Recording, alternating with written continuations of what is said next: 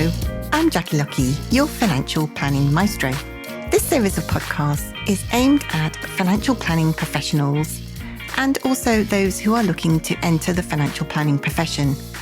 We will be talking during the podcast about all things Certified Financial Planner certification related, talking to other CFPs around the world, and also we will be dropping in on some new entrants who've just entered the financial planning profession, and we'll be checking up along the way on a regular basis with them to see how they're getting on. I hope you enjoy today's podcast. Hello and welcome. I'm Jackie Lucky, your financial planning maestro. And in today's podcast, we are talking all things Certified Financial Planner related and the CISI Level 7 case study with Carly Dunningham from Pavis Financial Management. Hello, Carly. Hi, Jackie. How are you doing? I'm good, thank you. Just getting back into things in the new year. It's good to be here. Yeah, well, I might ask you about your New Year's resolutions if you make any in a little while, but let's stick to the plan in action. We are going to talk everything about the Certified Financial Planner and in particular your experience with the case study, how you found it, and hopefully you'll be able to share some tips and insights to other people who are thinking of embarking on the process in 2023. But before we get into all of that, I want to ask you a little bit about how you got into the profession and how many have you held lots of different roles? How did you kind of work your way up? Okay, so to start with, I came into it intentionally, which seems to be a rare thing. A lot of people say they fell into financial planning, but it was intentional on my part. I just finished my first year of university and I did a summer placement in a bank in NatWest. I thought I wanted to get into banking at that time, in the back office, just doing kind of banking admin, and I clocked this financial planner. I'd never heard of one before. It would have been 1999 then. So I asked if I could shadow him, and I sat in a few client meetings. So then at the age of 19 decided that's what I wanted to do. Wow. Finishing uni, there were no clear paths really, and I think there are more now, but at that time you couldn't really get a graduate scheme and there weren't many clear routes into financial planning. But I luckily got, there was a good career service at the university I went to who got me a temporary project role with a local IFA firm who needed some students to help build a client database. So I started out with that and then got a few different roles within that firm. I started out in like an admin support role and then moved up to paraplanner there. They put me through my exams and I just kind of worked my way through. My first client-facing role was a mortgage advisor. So when would that have been? That was 2004. Having gone through the paraplanner role and starting to get my qualifications, I was a mortgage advisor just before the banking crisis in the crazy times of Northern Rock doing 125% mortgages. So it was all a bit bonkers. And got out of that just in time and qualified as a financial planner a few years later. And so what was it about those roles that you wanted to keep pursuing? Just the interaction with clients I've always really enjoyed, and the getting clients to where they want to be, and the problem solving side of it I'd always enjoyed from the very beginning. I always knew I wanted to do something financey related.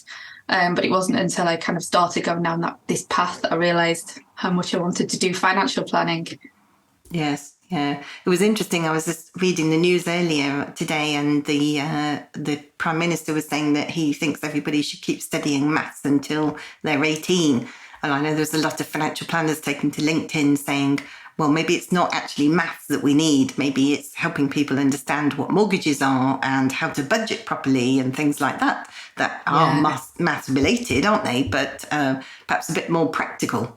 Yeah, completely. Yeah, there's a serious lack of that in the curriculum at the minute. I know a lot of people discuss that, but in schools there's just not enough kind of that more practical, basic finance advice. I've just signed up actually to be one of the PFS education champions. Oh, fantastic. Where you go into local schools and deliver basic financial education sessions, which are all pre-packaged.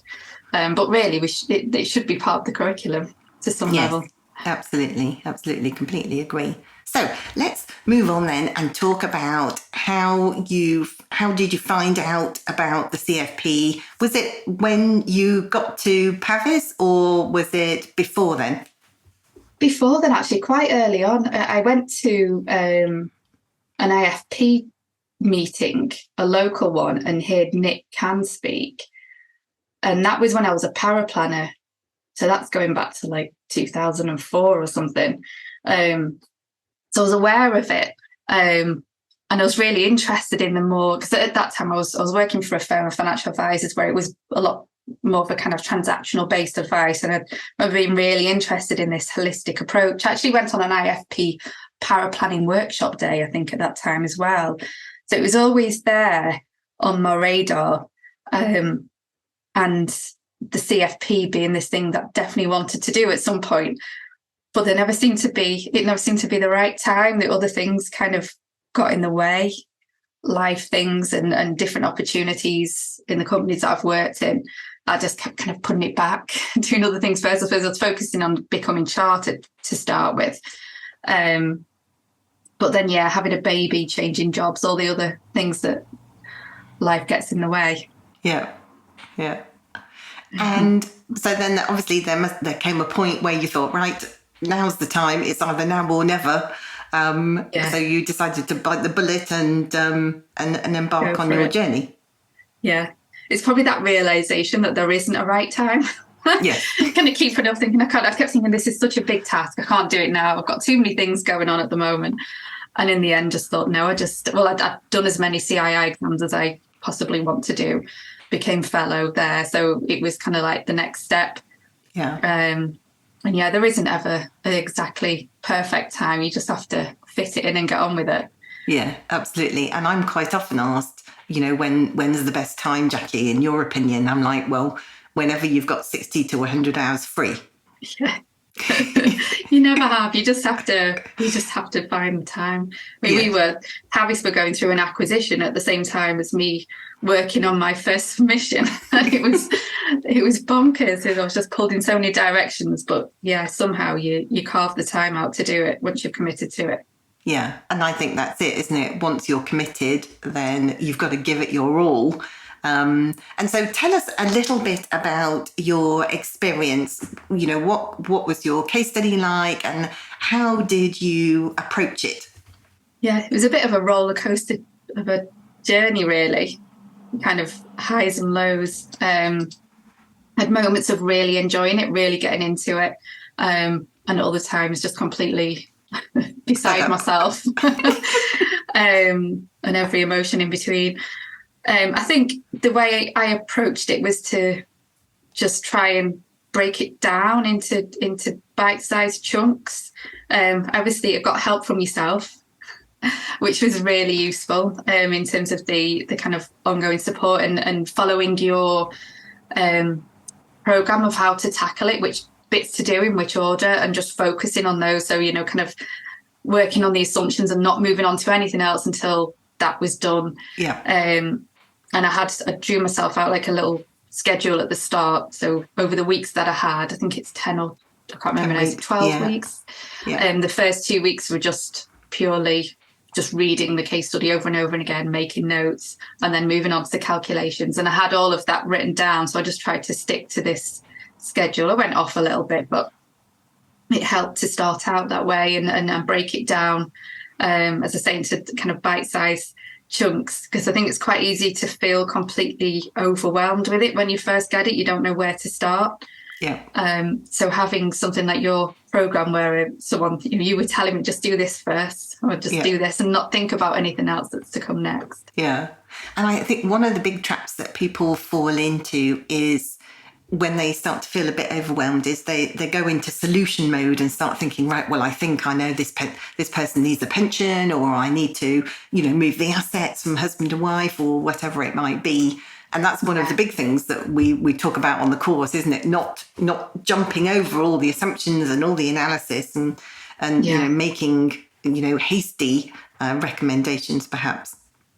Yeah, and that is very easy to do. I think I nearly started to go down that route at the beginning, because your brain just automatically goes there. It's like the problem solving. You look at the case study and start immediately playing out, well, they should do this and they should do that, without kind of starting from the basics and the assumptions first. Yeah.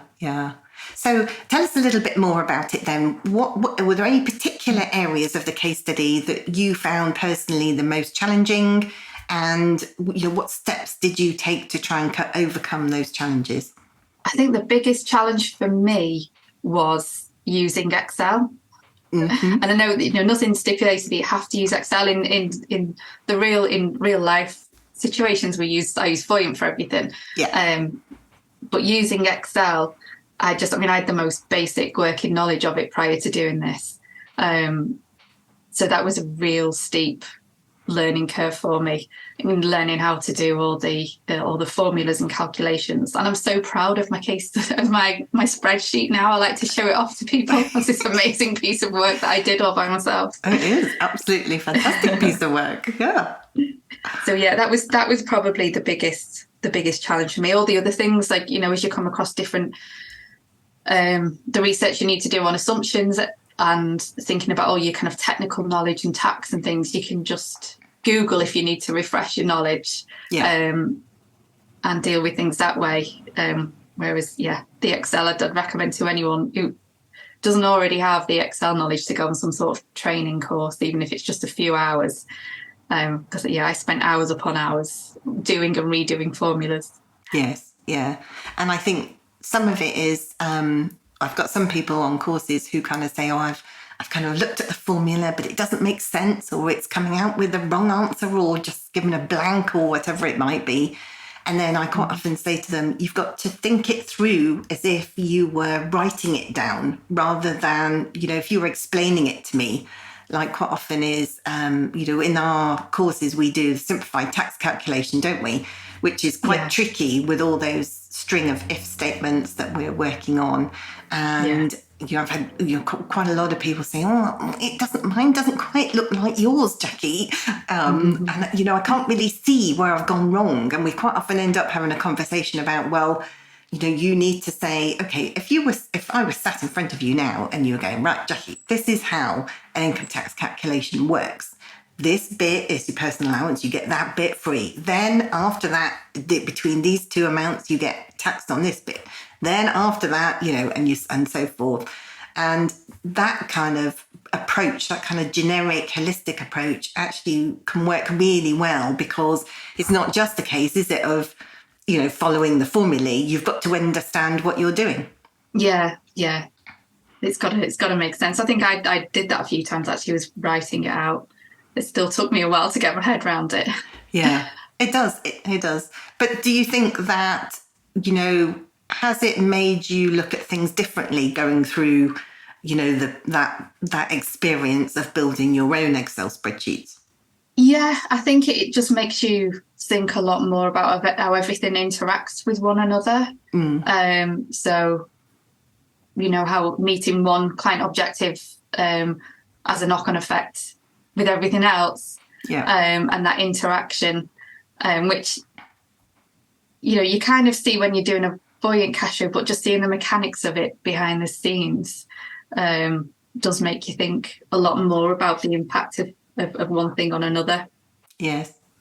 And I think what's interesting is some people have said to me in the past that they might say have traditionally seen a client who's come to them, say, for retirement planning advice, and they haven't really thought about all of those knock-on effects in the past, whereas now they can actually say, well, yes, we can sort out this one area, but the advice I give is going to have an impact in other areas as well. Is that the kind of thought process that happens to you when you see clients?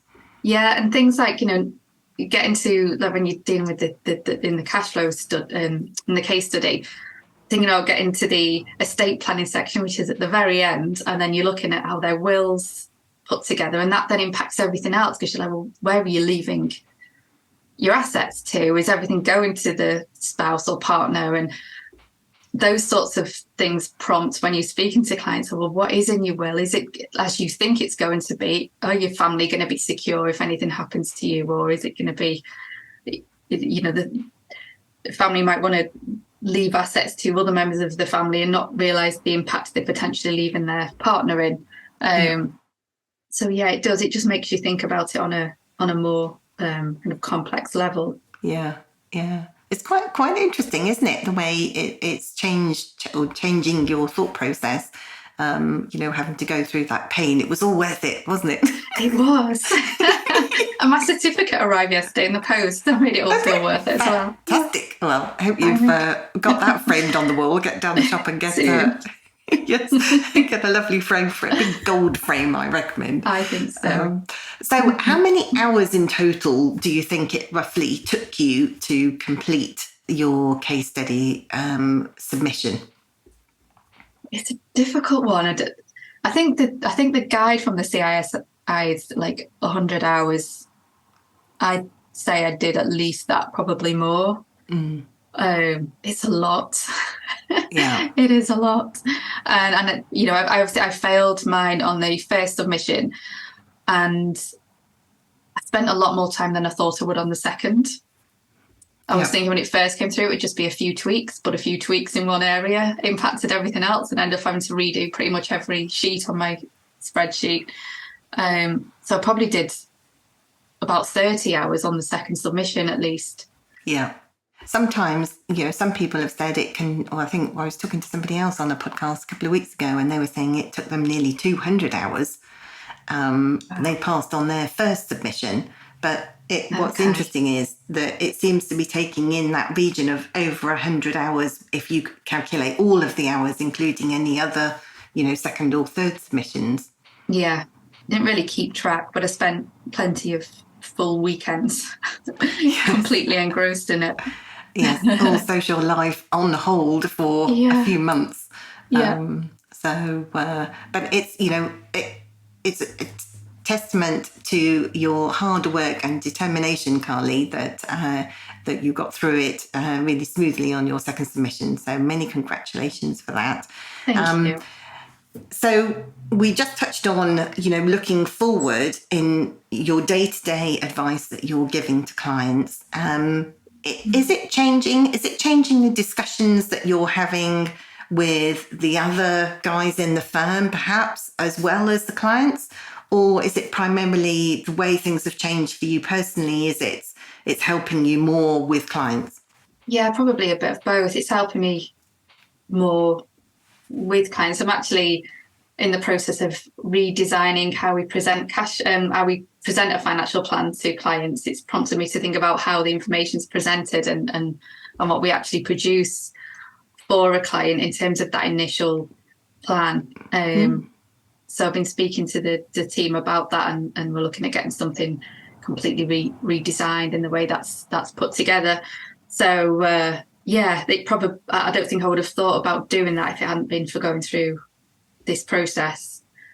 And just making it as client friendly and all encompassing as possible. There's so much to put into it, but making it in an easy to understand and follow way that clients will actually read and not just put in a drawer because it's too long-winded. Yeah. And that's the difficulty, isn't it? There's so much that you have to include, and then we love our jargon, don't we? So there's so much jargon that naturally goes into it too. Yeah, all the time. And we're redesigning our suitability reports as well at the moment. Just you kind of go through this exercise every few years of going, what can we strip out? What generic terms and things have slipped into our templates that don't need to be there? Yes. Yeah, constantly evolving them.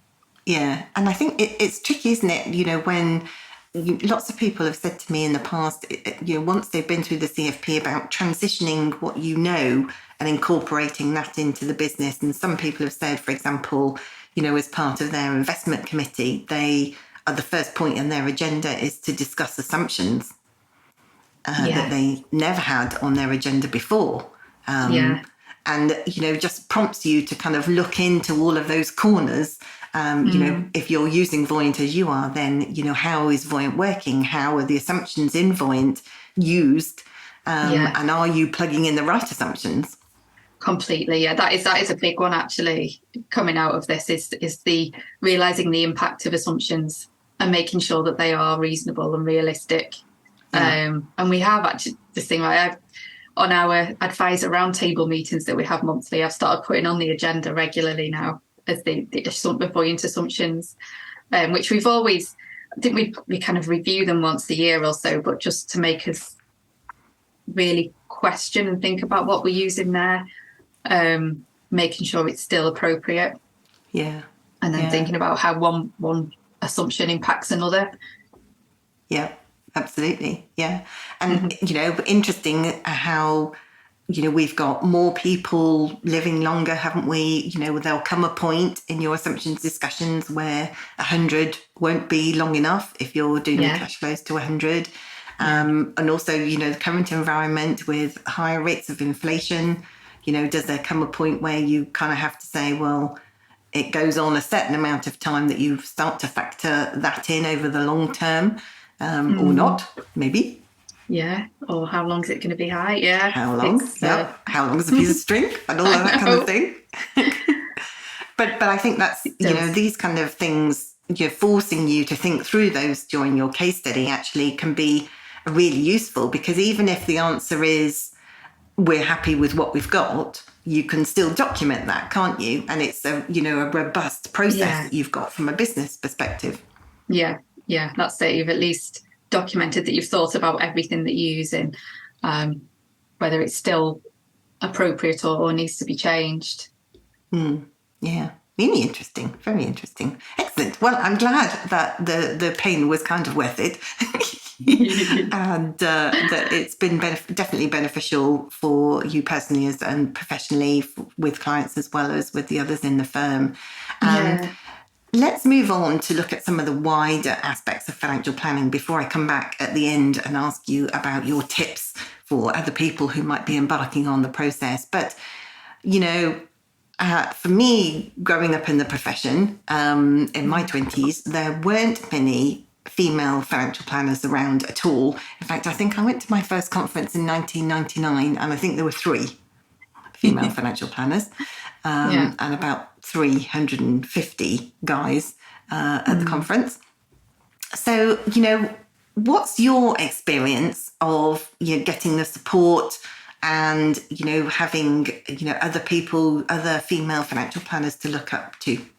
Yeah, well, I had very similar experience to you when I first started out as well, which would have been like 2002, 2003, same kind of thing, going into conferences and rooms and it just being mainly men and the odd woman dotted around. And I think when you're younger, that can be sometimes quite intimidating. I think the most important thing for me being a woman in financial planning is making sure you are putting yourself in the right environment and getting the right level of support. So in one of my previous firms, I was the only woman who was a financial planner, and it was more sales focused than where I am now at Pavis.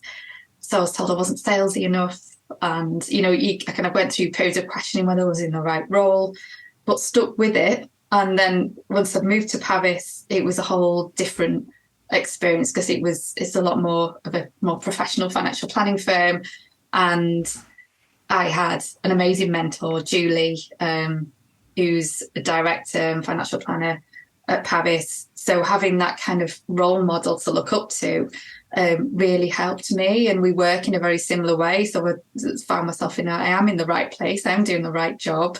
I just wasn't in the right place before.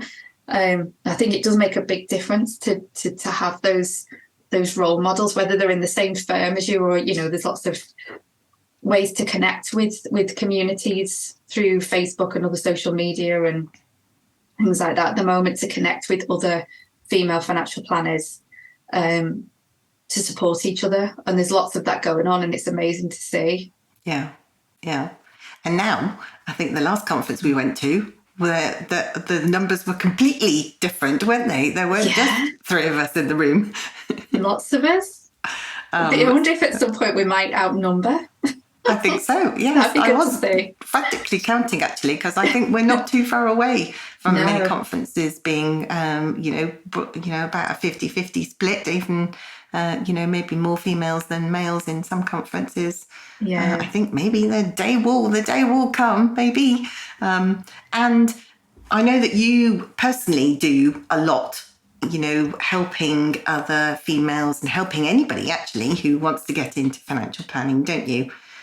You're very active on platforms like the Next Gen platform and helping with conferences. I know you've done some of the Friday commutes, haven't you?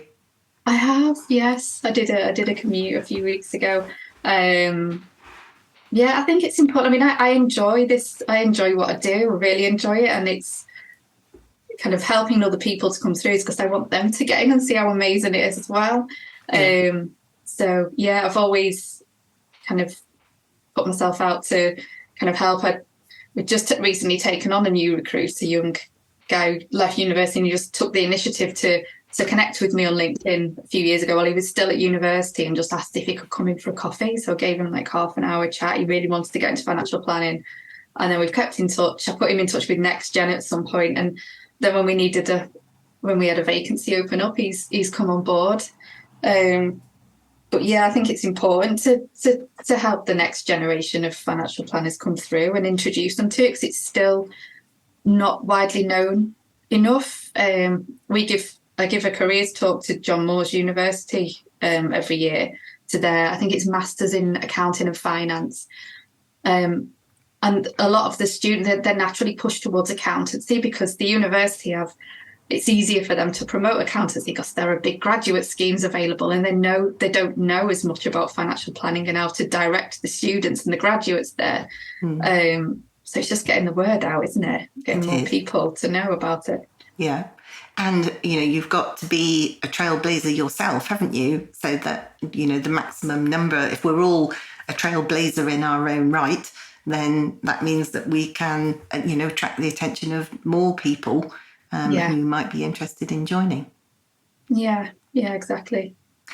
And so what would you say to other women who might be interested in joining the profession now, who maybe, like you and I, our original experience, thinking it's a bit more salesy and that's not really my thing?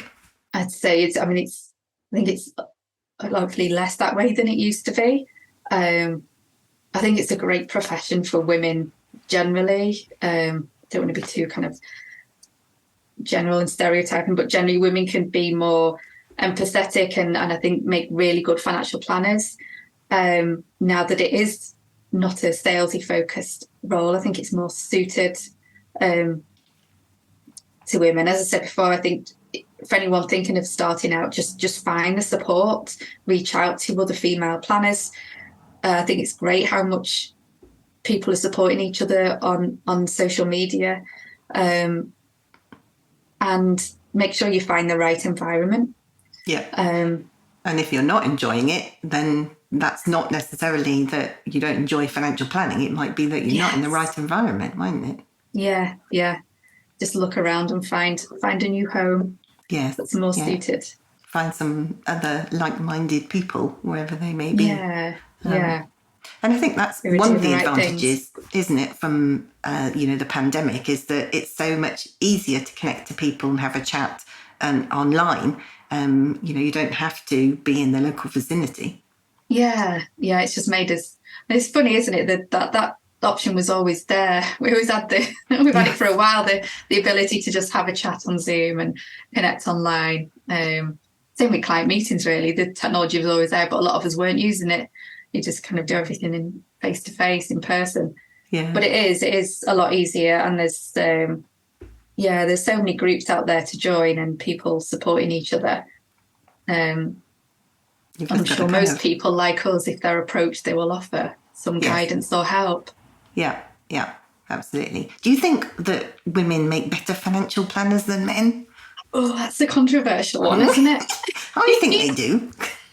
I think they can, again, just being really generally, yes. I think they can. I suppose we're all different. There'll be men who makes better financial planners than other men.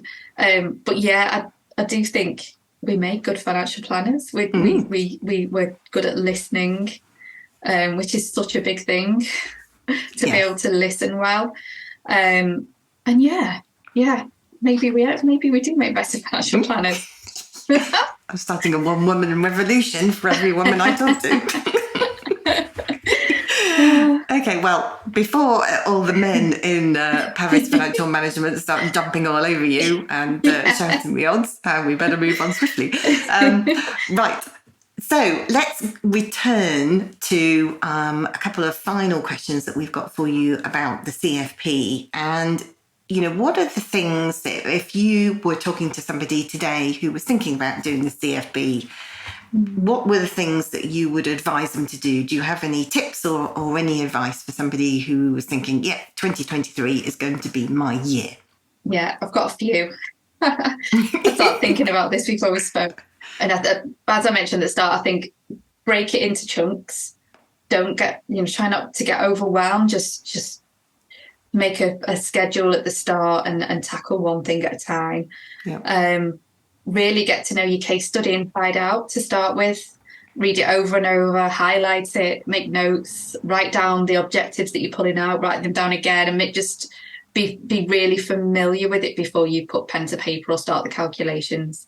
Get help, like Jackie's course or others that are out there. Just having someone to be supposed to help you, keep you accountable to the kind of timeline and help you to break it down into those different sections to know, you want to focus on the calculations. And actually, I couldn't have done those Excel spreadsheets without your course. Thinking about it, I just would not have had a clue where to start. And I literally just followed it step by step when I was building the spreadsheets. So I definitely suggest going on some kind of course. And getting help. The next gen help was really good as well. We had the weekly catch-ups, or I can't remember how regularly they were now, but we had kind of sessions where you'd just catch up with everyone and people would raise issues. Yeah. And it was good to talk it through in that format. So, a problem that someone else is having might just try to think, well, I'm going to come across that. So it was helpful to be part of those groups. Yeah. I'd say don't take it to heart when you get if you fail on the first submission or second, don't take the feedback to heart, because I think that can be very easy to do. You initially just think you put your heart and soul into the work, you've spent hours. And then some of the points can seem, so they can seem petty on first glance of it. And I know people who haven't they've just given up on the process. They haven't gone forward to do another submission because it's got the backup so much that they've been failed on points that they don't agree with the assessor. And I think you've just got to kind of take a step back from it, not take it personally, and just deal with it the way you dealt with the original case study. Just tackle each point at a time and try and take the emotion out of it. Just whatever they're asking for, tackle it, adjust it, then move on and work through it. Because you do. It's just, I suppose, a natural human reaction to kind of get you back up a little bit when something is critical of the work that you've done. But I think the majority of people fail on the first submission. So it's just a process you have to go through. Yeah. Yeah. And do you think that, once you calm down, if you like, after you reading initially your feedback from the CISI from your first submission, did you broadly agree with what they were saying, or you could see what they were trying to get at? Yes. I think, again, some of it still seemed a little petty, but they kind of say you haven't justified that assumption enough, and I think, well, I put that there, so you just have to bulk it out a little bit more. But most of it I would have agreed with. I actually made quite an obvious and silly mistake in my calculations. Oops. For the life assurance, the kind of protection element of it. which when I look back, I could see what I'd done wrong. And that then impacted. I got marked down on a few areas of the assessment just on that one mistake because it had a knock-on effect. So yeah, I felt rather silly when I realised I'd made this silly mistake. But yeah, you just put it right and get on with it. And it's interesting, isn't it? Because I think, you know, in a body of work that large, 60 pages, which actually could have been a lot more than 60 pages with all our spreadsheets that we wanted to put in but couldn't get in, you're bound to, statistically, you're bound to make a mistake. It's very hard on you know, you're writing what, in excess of 12,000 words, maybe 15,000 words in 60 pages. With the complexity of, like we said earlier, you know, the knock-on effects of making recommendations, and then the knock-on effect of that, you know, as you said, you know, with your protection, making one mistake, it can feel like the feedback looks a bit like a horror story, but actually it's just that one thing that needs fixing. But because of the knock-on effect it's having all over the place, then obviously it's been picked up in a lot of the different learning outcomes to mark, isn't it? Yeah, that's it. And with that one mistake, I realised once I put it right, I then had to redo every sheet in my workbook. Yeah. But at least we built the work. We built the Excel spreadsheets in a way that they could be amended. I've come across people who haven't done the spreadsheets in the way that we did them together, and have had to create new spreadsheets. Which obviously is even more time consuming. So if you're building your own spreadsheets out there, then just be mindful of the fact that you might need to amend them. And if you do, how easy is it to amend them? Because that could be a whole new horror story, or, you know, could be introducing more accidental errors into that, couldn't you? Yeah, easily. Yeah, and I think the way, obviously, that we built the way that you showed to build them, everything links in with other pages, so it does make it easy. You can make one change somewhere and it updates everything across the board. Absolutely. And I'd also, I'm just thinking of another tip as we're speaking is don't underestimate the time it takes for the final touches. Actually putting the spreadsheets into the appendix took me so long and I hadn't expected it to. Just, you know, formatting them correctly and then copying and pasting them in and them all fitting within this 60-page limit, those final bits took me a long time. All the kind of fiddling around, as I call it, my technical term. Good term. That you kind of think, oh, I'm nearly finished now, all I've got to do is throw these sheets into the back and then it's all packaged up, ready to go. But it's not that easy. Not that easy. No. It takes a bit of thinking. And did you find it difficult to keep inside the 60 pages? Actually, didn't on my first submission. But then on the second one I did, was I had to add quite a few things in. And I think I'd gone over, I was on about 62 or 63 pages and I kept having to just take words and sentences out here and there and slim my sheets down. It is tricky. It is tricky getting it within the 60 pages. And I wonder whether some of that is because you don't have the interaction with a real client, because there are some things you would chat to them about, aren't there? Whereas obviously with your case study, you've got to write it all in there.